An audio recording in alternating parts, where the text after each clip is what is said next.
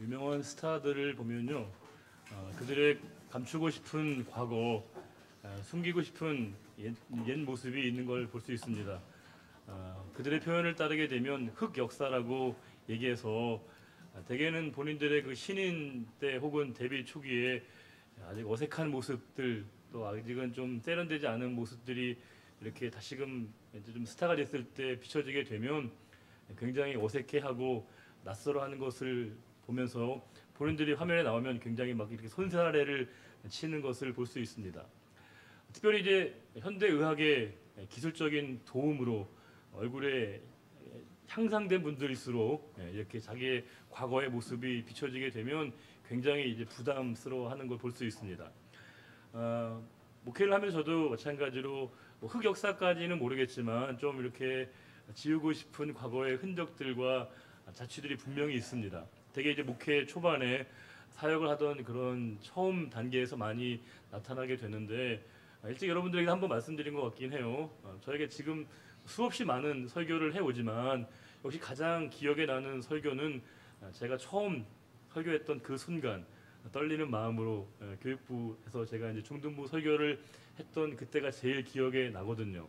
근데 문제는 열심히 정말 최선을 다해 준비를 했는데 약 20여 분 정도 할 분량의 설교를 준비했는데요. 정작 중등부 애들은 한 번도 안 보고 설교했습니다.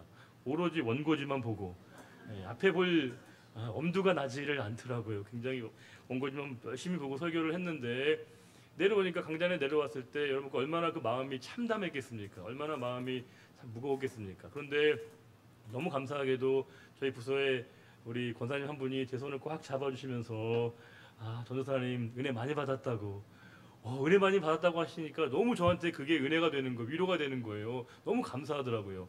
한 가지 아쉬운 건 그 권사님은 누구나 다 은혜 받는다고 얘기하셔서 사실은 약간의 좀 아쉬움이 남긴 했지만 그래도 너무 너에게 큰 격려를 받았던 순간입니다. 한 번은 제가 또 외부에 처음으로 교사 세미나를 나간 적이 있는데요.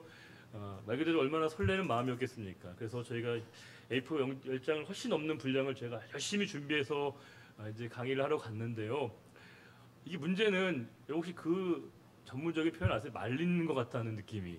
그러니까 이게 뭔가 잘 안 펴지는 거예요. 그 분위기가 되게 어색해지면서 지금 여러분들 이렇게 열심히 집중해 주시는데 뭔가 이렇게 전하는 자와 듣는 분 사이에 이렇게 간극이 있는 것처럼 느껴져서 뭔가 식은땀이 막 뒤에서 흐르는 거죠. 시간이 안 가는 거예요. 1시간 반의 강의를 하는데 저에게 하루 종일 같은 느낌이 들면서 제발 좀 빨리 시간이 가면 좋겠다 싶은 마음으로 제가 이제 그 강의를 마쳤던 기억. 굉장히 물론 그런 시간들이 이렇게 다 쌓이고 쌓였으니까 이만큼이라도 됐다고 생각하게 되면 고마운 일이긴 하지만 그때 그 순간을 떠올리게 되면 참 이렇게 부담스럽고 제 사역에서 참 지우고 싶은 순간이 아닌가 싶은 생각이 들었습니다. 이것과 좀 다르게 제가 좀 뭔가 되게 부끄러워하는 일이 있는데요. 제가 중학교 1학년 때 저희 선생님께서는 담임 선생님께서 굉장히 학습에 대한 강력한 의지와 의욕이 많은 분이었습니다. 당시에는 반별로 이렇게 성적을 매겨서 순위를 매기는 게 매달마다 발표를 했거든요. 1등, 2등, 3등을 매달마다 이렇게 반별로 시상해서 저희 선생님 제가 조남도 기억을 하고 있는데 혹시 관계된 분이 계실까봐 그분의 성함 밝히진 않겠습니다. 근데 그 선생님이 국어 선생님이셨는데요. 매번 저희들 이렇게 체근하시는 거예요. 그래서 성적이면 성적, 찬양 합창이면 합창, 체육대면 체육대 항상 1등을 해야 되는 거예요. 저희한테 너무 큰 부담이 압박감이 왔죠. 근데 이게 계속 되다 보니까 한번 저희가 저희 반에서 대형 사고를 쳤습니다. 뭐냐면요. 집단으로 부정행위를 한 거예요. 왜냐하면 1등에 대한 강박관념이 너무 심하니까 어떻게라도 성적을 올려야겠다 싶은데 이게 약간 전략적으로 해야 되는데 너무 다른 반이랑 차이가 심하게 날 만큼 저희 반이 현저하게 성적이 높아지게 된 겁니다. 저 선생님이 들어오시더니 막 화가 나신 거예요. 너무 화가 나셔가지고 그러신 겁니다. 내가 너희들이 무슨 행위를 한 걸 다 알고 있으니까 종이를 한 장씩 나눠주면서 여기다가 본인들이 뭘 했는지 잘못했는지를 어떤 행위 했는지를 다 적으라는 거예요. 내가 다 알고 있으니까 하라고. 근데 저는 갑자기 마음이 뜨끔해지는 겁니다. 원래 제가 누군가를 보려고 하는 사람이 아닌데 그날 제가 마침 시험을 보고 있는데요. 주관식 문제였습니다. 근데 이제 답을 도저히 그게 생각이 안 나는 거예요. 근데 그냥 내면 되는데 약간 45도 각도에 한 친구가 있거든요. 근데 그 친구가 쓴 답이 이렇게 보이는 거예요. 이게 무슨 계신가? 이 뭔가 이게 저한테 보여지는 게 돼가지고 이렇게 그냥 안 써도 되는데 그냥 혹 행여나 싶은 마음으로 그 친구 답을 쓴 거예요. 당연히 맞을 리가 없죠. 틀렸죠.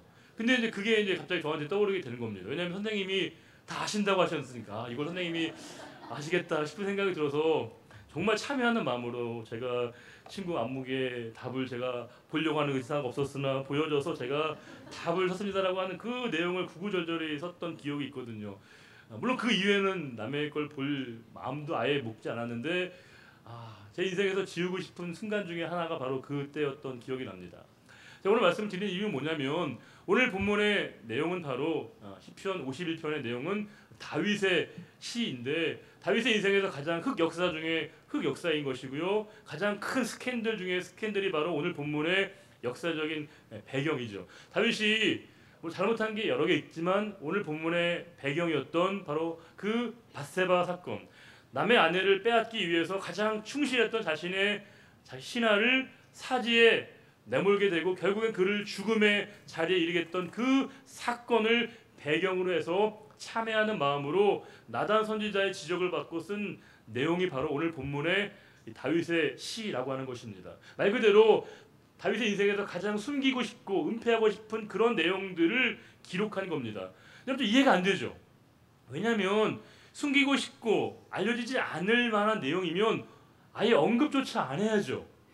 말을 말아야 되죠. 그런데 다윗은 이것을 시로 남겨서 모든 사람들에게 이 시를 알게 했다는 겁니다. 더 놀라운 건 오늘 본문의 이 시편은 우리말 성경에는 19절까지로 되어 있을 겁니다. 그런데 원래 원문 히브리어 성경은요 21절로 되어 있다는 거예요. 이유가 뭐냐면 51편 보시게 되면 가로 안에 뭐라고 되어 있냐면요 맨 위에 다윗의 시 인도자를 따라 부르는 노래 1절이에요. 히브리 원문에는. 그리고 두 번째 다윗이 밧세바와 동침한 후 선지자 나단이 그에게 왔을 때 이게 2절이고 우리가 알고 있는 하나님이여는 3절이라고 하는 겁니다. 그러니까 21절로 이루어진 내용인 겁니다. 이게 뭐냐면 인도자라고 하는 건 예배 인도자, 찬양 인도자를 얘기하는 거예요.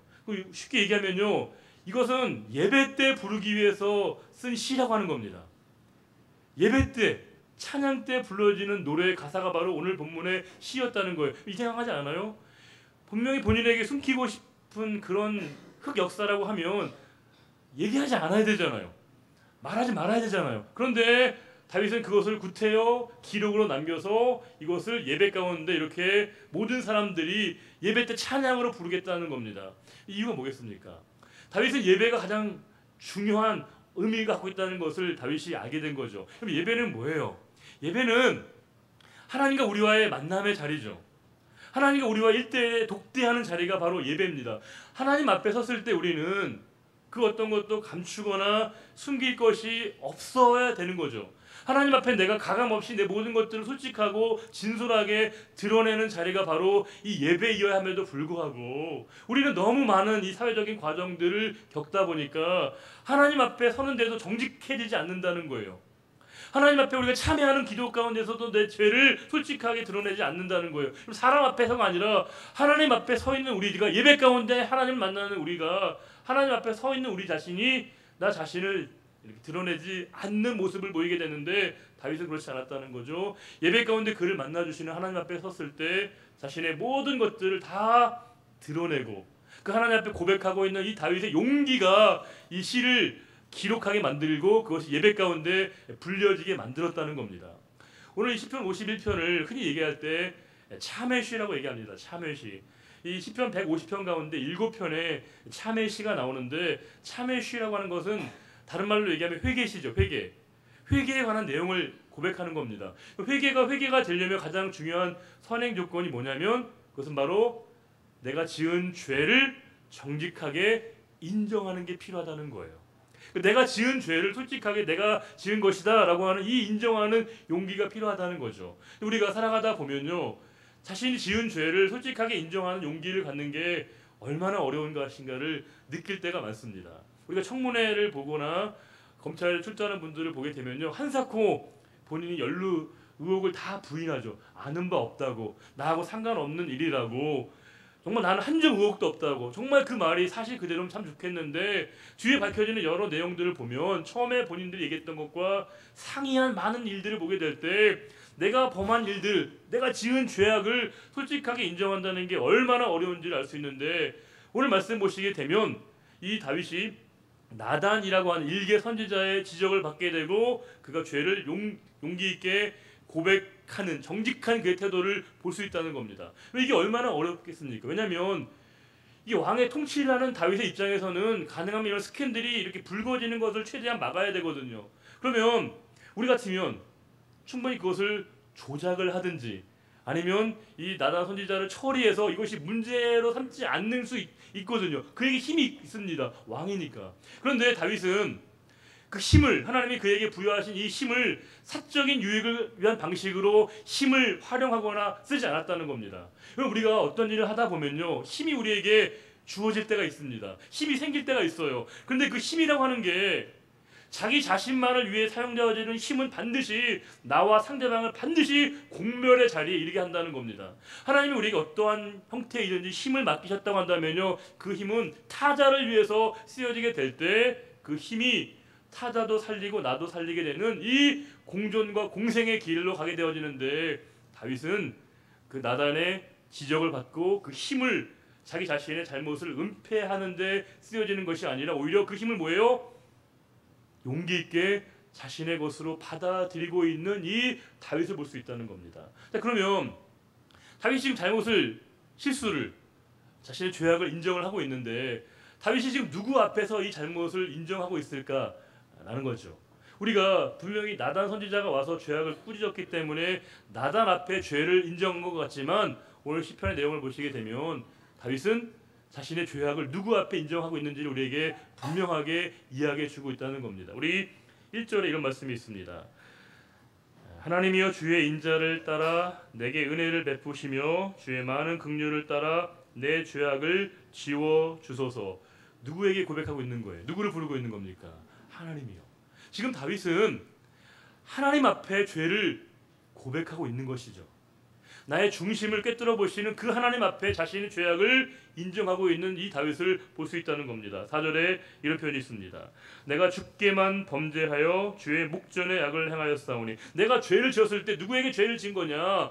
하나님에게 죄를 지은 것이다. 사람의 눈을 가릴 수 있지만 하나님의 눈을 가릴 수 없기 때문에 내가 하나님 앞에 죄를 지은 것임을 내 마음의 중심까지 꿰뚫어 보시는 그 하나님 앞에 내가 나의 모든 불의한 점들을 용기 있게 고백하고 있는 이 다윗을 볼 수 있다는 겁니다. 하나님께서는 내 중심을 보시는 것이기 때문에 중심마저 보시는 하나님 앞에 죄를 고백하고 있는 다윗의 용기를 볼 수 있는 것이겠죠. 그런데 우리가 중요한 건 회개가 되려면, 회개가 회개로 성립을 하려면 죄를 죄로 인정하는 수준만 돼서는 곤란하다는 겁니다.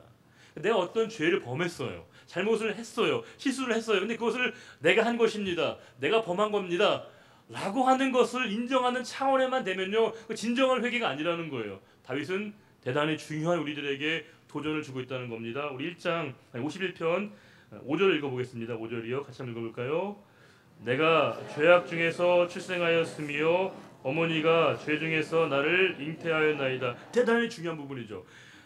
자기를 뭘로 지금 인식을 하고 있는 거예요? 하나님, 나는요 죄악 중에 출생했습니다. 나는 죄인으로 엄마 뱃속에서부터 나는 태어났습니다라고 인정하고 있다는 거예요. 7절에 이렇게 얘기하고 있습니다. 우슬초로 나를 정결하게 하소서. 우슬초는 언제 주로 쓰는 겁니까? 우슬초의 가장 많은 용도와 용례가 어떤 때예요? 나병 환자가 있을 때 그 나병 환자가 완치되었음을 제사장이 선언할 때 쓰는 도구 중에 하나가 바로 이 우슬초거든요. 이건 뭐냐면 다윗은 자신의 죄성을 나병 환자와 같이 인식하고 있다는 겁니다. 나병은 당시에는요 치유될 수 있는 병이 아니었어요. 천형입니다. 나병이 걸리게 되면 이 전염성 때문에 그는 공동체로부터 분리되거나 유리되어야 되는 그런 운명을 맞이하게 되어지는 것인데 지금 다윗은 내가 지금 나병 상태에 있었는데 내가 지금 이렇게 우슬초로 하나님 나를 정결하게 해달라고 기도하고 있는 겁니다. 이 말은 자신을 마치 나병 환자와 같이 동일하게 여기고 있는 이 다윗의 고백을 볼 수 있다는 겁니다. 여러분, 우리가 내가 지은 죄를 내가 한 것으로 인정하는 것만 가지고는 진정한 회개가 아니라는 겁니다. 회개의 중심에 뭐가 필요하냐? 나는 죄인입니다. 철저한 죄인입니다. 나는 날 때부터 죄인이었습니다. 나는 하나님 앞에 조금 더 내가 하나님 앞에 내세울 의의가 없습니다라고 하는 것을 인정할 필요가 있다는 겁니다. 우리가 자꾸 죄를 반복적으로 짓는 이유는 뭐냐면요, 우리가 죄에 자꾸 내성이 생겨요. 죄만 자꾸 짓고 우리가 인정만 해요. 내가 잘못했다고, 내가 한 거 맞다고. 죄를 인정만 하다 보면 뇌성이 생겨서 심하게 되면요, 뻔뻔한 종교인이 되기 쉽다는 겁니다. 죄는 짓고 늘 하나님 용서해 주시니까 내가 얼마나 심각한 상태에 있는지를 모르는 거예요. 우리는 내가 죄를 지었기 때문에 내가 죄인 됐다고 생각하는데 다윗은 그렇게 여기고 있지 않다는 거예요. 내가 죄인으로 태어났기 때문에, 나는 철저한 죄인이기 때문에 나의 삶의 모든 것이 다 죄로 점철되어 있다고 얘기한다는 겁니다. 내가 부분적으로 죄를 범해서 그것이 잘못되었다는 것을 하나님 앞에 인정하는 그 차원이 아니라, 하나님, 죄악 중에 탄생한 저는 모든 것을 다 하나님 앞에 죄악으로, 죄인의 행동으로 인정합니다라고 하는 철저한 자기 자신에 대한 인정을 하고 있는 이 다윗의 놀라운 고백이 이 시 안에 담겨져 있다는 겁니다. 우리가 가끔 그런 얘기를 많이 해요. 교회가 이제는 문턱을 좀 낮춰야 된다, 그런 말을 많이 합니다. 왜냐하면 교회 처음 오시는 분들이 교회 올 때 이 종교적인 분위기가 좀 너무 낯설고 부담스러우니까 가능하면 새로 오시는 분들, 처음 신앙을 갖는 분들에게 부담을 안기지 않기 위해서 최대한 우리가 교회가 문턱을 낮춰야 된다는 얘기를 많이 하는데, 선교적으로, 전도적으로 제가 동의할 수 있습니다. 그런데 이 말도 우리가 좀 검토가, 성찰이 필요하다는 거예요. 우리가 보시게 되면 다윗이 자기 자신을 죄인으로 인정했다라고 하는 건 철저하게 자기 자신이 하나님 앞에 설 수 없는 죄인이라고 하는 사실을 인정한 거거든요. 근데 우리는 어느새부터 우리가 우리 자신의 존재를 인식함에 있어서 마치 우리가 늘 하나님 없이도 살아갈 수 있는 것처럼 여기게 만든다는 겁니다. 우리에게 죄악의 문제를 하나님이 해결하신 문제가 아니라 마치 죄책감의 문제를 수치심의 문제로, 마치 우리에게 있어서 이 죄악의 문제와 사죄의 문제를 주님의 구속의 은혜로 해결하는 게 아니라 마치 우리의 내적인 치유로 이해하고 있다는 겁니다. 내적 치유 중요해요. 나의 자존감을 인식하게 되고 우리가 바로 내가 서는 거 중요한데, 성경은 우리가 철저한 죄인임을 인정할 때 그 순간부터 우리가 하나님과의 관계가 이루어진다고 얘기하고 있다는 겁니다. 우리가 흔히 서로가 서로를 격려하기 위해서 우리가 팔을 벌리고 자주 하잖아요. 뭐라고 얘기해요? 당신은 사랑받기 위해 태어난 사람.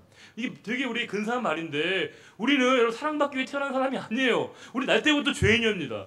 하나님 없이는 철저하게 우리가 영원히 하나님으로부터 단절될 수밖에 없는 죄인이라는 이 인식과 각성이 있어야 한다는 것인데, 다윗은 지금 그것을 인식하고 있다는 겁니다. 우리가 그런 얘기를 가끔 하잖아요. 복음을 좀 쉽게 설명해야 된다. 복음의 내용을 아이들도 쉽게 알 수 있도록 설명해내는 게 복음의 본질일지 모르지만, 복음을 살아내는 건 결코 단순하거나 쉽지 않습니다. 복음은 왜 어렵냐? 주님의 길이기 때문에.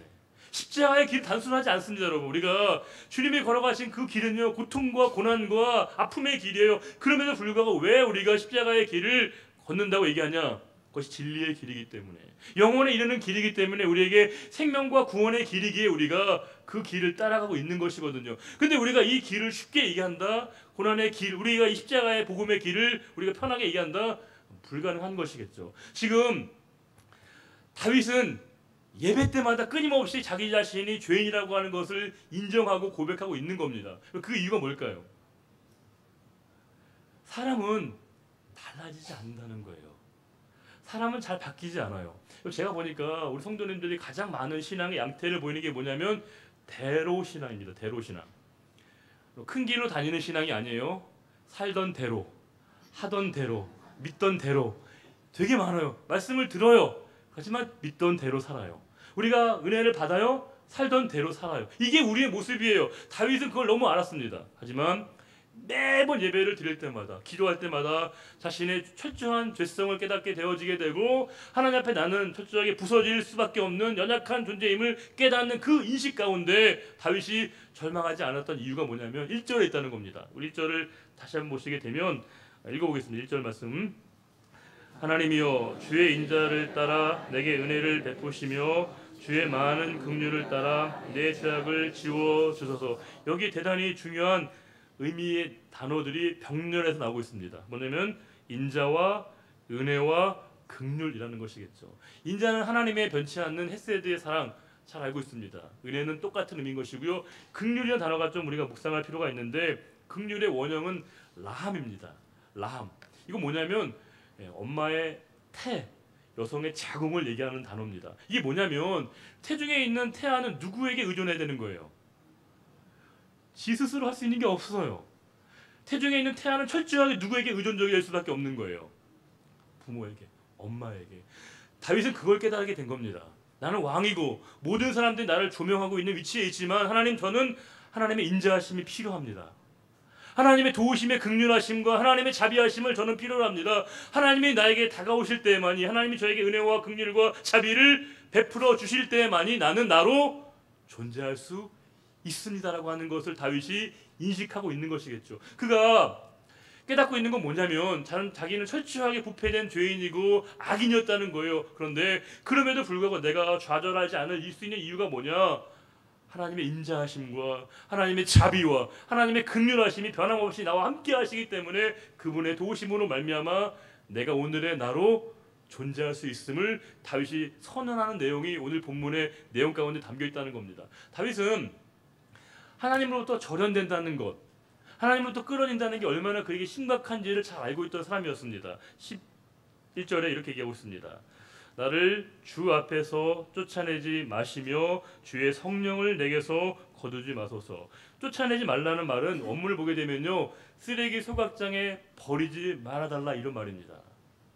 다른 말로 얘기하면 하나님 버리시면 나는 쓰레기 소각장에 갈 수밖에 없는 처지입니다라고 자기 자신을 인식하고 있는 이 다윗의 고백을 볼 수 있습니다. 그러면서 주의 성령을 내게서 거두지 말아달라. 이 말은 뭐냐면 당시에는 오순절 성령 강림 이후에는 성령께서 한 존재 안에 영원히 항구적으로 내주하시지만 구약에서는 성령께서 한 존재에게 임하시기도 하고 떠나시기도 했다는 거죠. 다윗은 성령이 임했지만 성령이 떠남으로 말미암아 가장 심각한 어려움을 겪었던 한 사람을 경험적으로, 체험적으로 학습했다는 거죠. 그게 누구겠습니까? 다윗의 앞선 왕이 누구예요? 사울이죠. 사울은 성령께서 임하셨어요. 그러나 성령께서 떠나셨을 때 비참한 난로를 겪었던 것을 다윗은 알았거든요. 그래서 주의 성령을 내게서 거두지 말아달라고, 성령께서 언제나 나의 삶에 내주하시기를 바라는 이 다윗이 고백하고 있다는 겁니다. 그러면서 우리가 이 참회의 시를 보면 보통은 다 이렇게 뭔가 좀 암담하고 뭔가 눌리는 느낌과 우울한 감정을 우리가 속일 수 없거든요. 지울 수 없는데, 그럼에도 불구하고 이 시편 51편은 여타의 참이시와는 근본적인 차별성이 있습니다. 여러분 읽으면 아시겠지만 시편 51편은 그렇게 암울하게 느껴지지 않아요. 우리에게 눌림으로 다가오지 않습니다. 이유가 뭐냐? 12절입니다. 같이 한번 읽어볼까요? 12절 말씀. 주의 구원의 즐거움을 내게 회복시켜 주시고 자원하는 심령을 주사 나를 붙드소서. 뭐예요? 회개를 고백하면 내 안에 뭐가 회복된다는 거예요? 구원의 즐거움이 회복되게 된다는 겁니다. 예배는 뭐예요? 하나님이 나를 받아주심에 대한 이 인정, 하나님이 나를 용서하심에 대한 이 각성으로 말미암아 내 안에 뭘 잠시 잊고 있었던 구원의 참된 기쁨과 즐거움이 회복되는 자리가 바로 예배인 거죠. 우리가 예배 가운데 기쁨을 누린다는 건 다른 게 아니에요. 내 안에 구원의 일들을 허락하신 그 하나님의 놀라운 구원을 새롭게 깨닫게 됨으로 말미암아 구원의 참된 기쁨과 즐거움이 내 안에 회복되어지는 자리가 바로 예배인 것이겠죠. 다윗은 그것을 깨달았던 거예요. 그러면서 뭐라고 얘기하냐면 나에게 자원하는 심령을 주사. 자원하는 심령은 다른 말로 얘기하면 뭐냐면요, 내가 자발적으로 어떤 일을 하고자 하는 마음을 갖는 거잖아. 그러니까 우리가 구원받았음의 가장 중요한 지표가 뭐예요? 내가 하나님의 뜻을 자발적으로 자원함으로 나에게 하고자 하는 그 마음의 열망이 나에게 생겨나게 된다는 거죠. 우리에게 구호가 뭐가 있어요? 오고 싶은, 되고 싶은, 하고 싶은, 우리에게 그 마음이 생겨나게 된다는 거예요. 교회 꼭 가야 돼, 뭐 어떤 일을 해야 돼. 우리에게 그 의무감이나 강제로 우리에게 부여되는 게 아니라 우리에게 참된 구원의 기쁨과 즐거움이 회복되어지는 자리에 우리에게 교회는 더 이상 가야 되는 교회가 아니라 가고 싶은 교회가 되게 되는 것이고요. 우리가 어떤 봉사와 섬김의 자리에 우리가 당연히 그 자리에 서고자 하는 그 마음을 허락하시는 그 은혜를 이 다윗이 누리고 있었다는 겁니다. 그러면서 13절에 이렇게 얘기하죠. 그리하면 내가 범죄자에게 주의 도를 가르치리니 죄인들이 주께 돌아오리다. 이 말은 뭐예요? 나 혼자만 깨끗해지고 의로워지는 게 아니라 내가 받은 바 은혜를 누구에게요? 다른 사람에게 전하는, 실천하는 삶을 내가 하나님 살겠습니다. 그러니까 진정한 회개와 진정한 참회는 뭐라는 거예요? 내 삶의 범주 안에만 머무르는 게 아니라 다른 이들을 온전케 하고 회복케 하고 세워가는 그 일에 내가 참여하는 그 자리에 반드시 서게 되는 것임을 다윗이 우리에게 도전을 하고 있다는 겁니다. 이 다윗의 고백을 보면서 우리가 다윗이 이런 놀라운 고백을 할 수 있었던 이유가 뭘까? 저는 그런 생각을 해봤습니다. 굉장히 용기 있고 굉장히 아주 남다른 고백을 하고 있는데 다윗이 이 고백을 할 수 있었던 이유를 보게 되면 우리 히브리서 11장 6절에 그런 말씀이 있습니다. 하나님께 나아가는 자는 두 가지를 알아야 된다는 거예요. 뭐예요? 첫 번째는 반드시 하나님께서 계신 것과 또 뭐예요? 그가 자기를 찾는 자들에게 상 주시는 일을 믿어야 할지니라. 그러니까 우리가 하나님 앞에 나아간다는 것, 회개와 참회는 결국 내가 내 마음의 자리가 하나님께로 나가는 거잖아요. 그럼 우리가 두 가지의 확신이 필요하다는 겁니다. 뭐예요? 하나님이 반드시 계시다. 하나님의 실존적인 하나님의 실제함을 내가 믿어야 된다는 거예요. 또 한 가지는 뭐예요? 하나님을 찾는 자들에게 상 주시는, 상이라고 하는 건 우리가 생각하는 그런 포상도 되겠지만 우리의 존재의 자리로 환원시켜 보게 되면 나로 회복시켜 주시는 거잖아요. 나로 받아주시는 것이잖아요. 내가 어떤 행동을 통해서 의롭게 여겨주시는 게 아니라 하나님이 영원한 구원의 자리에 나를 세워주신 그 은혜를 내가 맛보는 그 경험은 뭐예요? 하나님께 나아가고 하나님을 찾는 자들에게 주시는 축복이라고 하는 것을 우리가 히브리서 말씀을 통해 확인해 보게 될 때 지금 다윗은 그와 같은 은혜의 자리에 있었던 것이죠. 아, 그렇구나. 나는 철저하게 죄인이고 도저히 내가 하나님 앞에 나갈 수 없는 태중에서부터 내가 죄인이었지만 하나님의 인자하심과 그분의 자비와 긍휼로 말미암아 내가 하나님 앞에 다가갈 수 있는 그 은혜를 내가 덧입게 되었음을 이 다윗이 고백하는 마음으로 오늘의 시편을 썼다는 것이죠. 어느 그 개그맨 한 분이 그런 얘기를 하시더라고요. 부부가 여러분 부부싸움 가끔 할 때가 있잖아요. 의도치 않게. 저희 집 얘기 아니에요. 여러분들 보통 그렇게 할 수 있잖아요. 여러분. 우리가 부부싸움 하다 보면 대개는 다 누구 잘못이냐면 남편 잘못이 절대적이죠. 저도 알아요. 말은 안 할 뿐이지 알고 있어요. 느끼고 있습니다. 근데 대개 남편들이 아내에게 잘못하면 이제 그분도 그러신다는 거예요. 아내가 이제 두 가지를 요구한다는 거예요. 뭐냐면 하나는 반성문을 쓰든지 하나는 각서를 쓰든지 두 개를 마지막에 써야 된다는 거예요. 근데 다른 분들이 물어볼 때 각서가 어려우냐 아니면 이 반성문이 어려우냐 할 때 그분은 뭐가 어렵냐면요, 쉽냐면 각서가 훨씬 쉽다는 거예요. 왜냐면 아내가 불러주는 데 쓰면 된다는 거죠. 이렇게. 근데 본인에게 진짜 힘든 건 뭐냐면요, 반성문 쓸 때 너무 힘들다는 거예요. 왜냐면 아내분의 심경을 헤아려야 되거든요. 내가 지난번에 이 말을 한 건 분명히 내가 경솔했는데 당신의 마음을 내가 헤아리지 못했다고, 내가 이거 하지 말았어야 되는데 했다고, 내가 지금 이거 쓰는 것도 구구절절하게 당신의 마음을 헤아리지 못해서 쓰고 있다라고 계속적으로 생각해야 되니까 본인이 반성문 쓰는 게 너무너무 힘들다는 겁니다. 그럼 우리가 회개를 고백하는 건 반성문을 쓰는 게 아니죠. 내가 죄가 뭔지를 깨닫기 위해서 짜내는 게 아니죠. 내가 무슨 죄를 지었지? 내가 어떤 실수를 했지? 짜낼 정도로 우리가 여러분 의로운 존재가 아니죠. 우리는 철저하게 하나님 앞에 죄인임을 인정하는 그 자리로부터의 회개가 진짜 회개가 된다는 거죠. 우리가 어떤 일을 했기 때문에, 누구보다 조금 나은 행동을 했기 때문에 우리가 선해진 게 아니라는 거죠. 우리는 철저한 죄인이었는데 하나님이 우리에게 이유는 모르겠어요.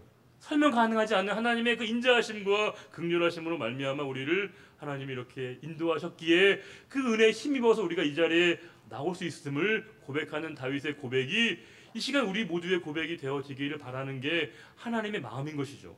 10절을 보시게 되면, 이제 정리하게 되면요, 오늘 설교 제목이기도 한데 같이 한번 읽어보겠습니다. 10절이요. 하나님이여 내 속에 정한 마음을 창조하시고 내 안에 정직한 영을 새롭게 하소서.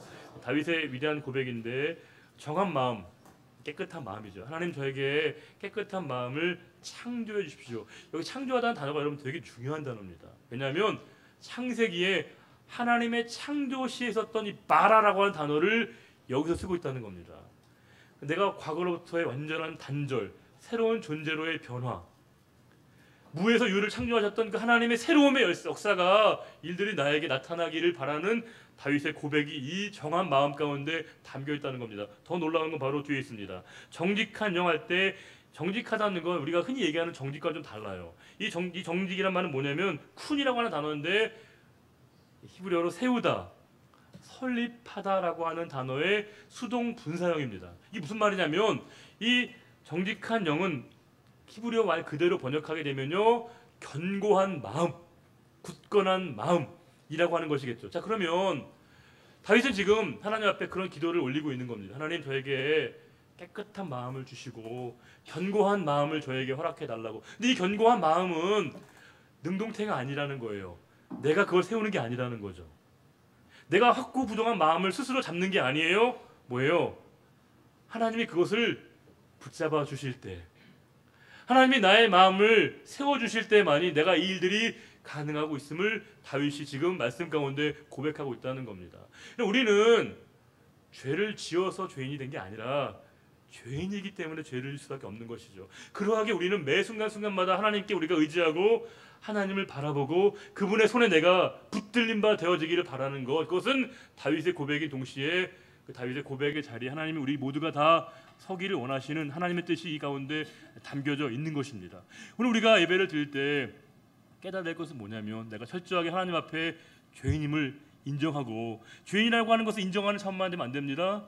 내가 온전하게 하나님 앞에 진솔하게 내 모든 죄를 고백하는 자리에 진정한 치유와 회복의 은혜를 주시는 하나님을 만나게 될 때만이 그 진정한 회개인 것이고 참회라고 하는 것을 다윗이 우리들에게 도전하고 있는 것이고, 하나님은 저와 여러분이 그 믿음의 자리에 서게 되기를 원하시는 거죠. 최악의 죄악은 뭐겠어요? 그래서 가장 심각한 죄악은 하나님을 떠난 겁니다.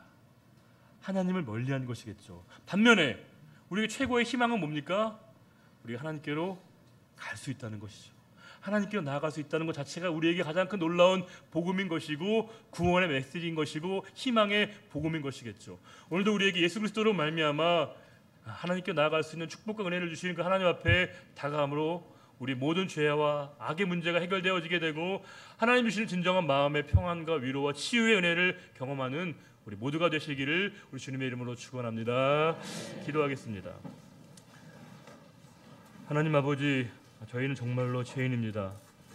사람들에게 드러나지 않는 죄악이 얼마나 많은지 모릅니다. 우리 내면에는 여전히 죄악으로 가득 차 있습니다. 드러난 죄뿐만이 아니라 드러나지 않은 죄악이 훨씬 더 많습니다. 그것은 바로 우리가 죄인이기에 그러함을 다시금 깨닫습니다. 어머니 태로부터 죄악 중에 출생한 것이 비단 다윗만이 아니라 우리 모두가 다 그와 같음을 고백합니다. 그러하지만 우리가 좌절과 절망의 자리에 놓여 있는 것이 아니라 우리를 구원의 길로, 생명의 길로 인도하신 예수 그리스도의 그 대속의 보혈의 공로로 말미암아 우리가 십자가의 은혜에 힘입어 하나님께로 나오게 되었습니다. 주님 진심으로 감사드리며 우리가 십자가의 길에 참여하겠다고 우리가 고백하며 주님 앞에 섰사오니 주님, 우리에게 주신 일주일의 삶의 자리 가운데 십자가의 길, 주님의 길에 동참할 수 있는 우리 모두가 되게 하시고 진정으로 회개를 고백하고 진심 어린 마음의 참회를 고백한 자의 삶을 넉넉히 살아갈 수 있는 우리 모두가 되기를 바라오며 변함없이 우리를 사랑해 주시는 우리 주님 예수 그리스도의 이름으로 기도드리옵나이다. 아멘. 네, 다 같이 일어나셔서 찬송가 436장 함께 찬송하겠습니다.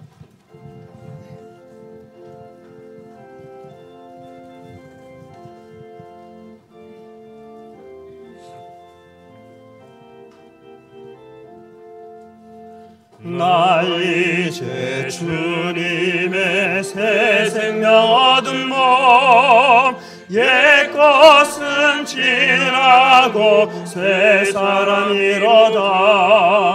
그 생명 내 맘에 강같이 흐르고 그 사랑 내게서 해같이 빛난다.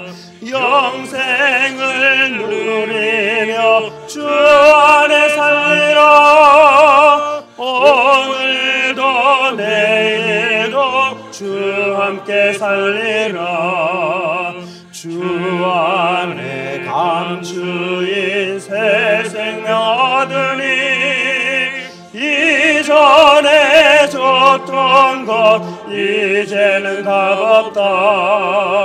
하늘의 은혜와 평화를 맛보니 찬송과 기도로 주 함께 살리라. 영생을 누리며 주 안에 살리라.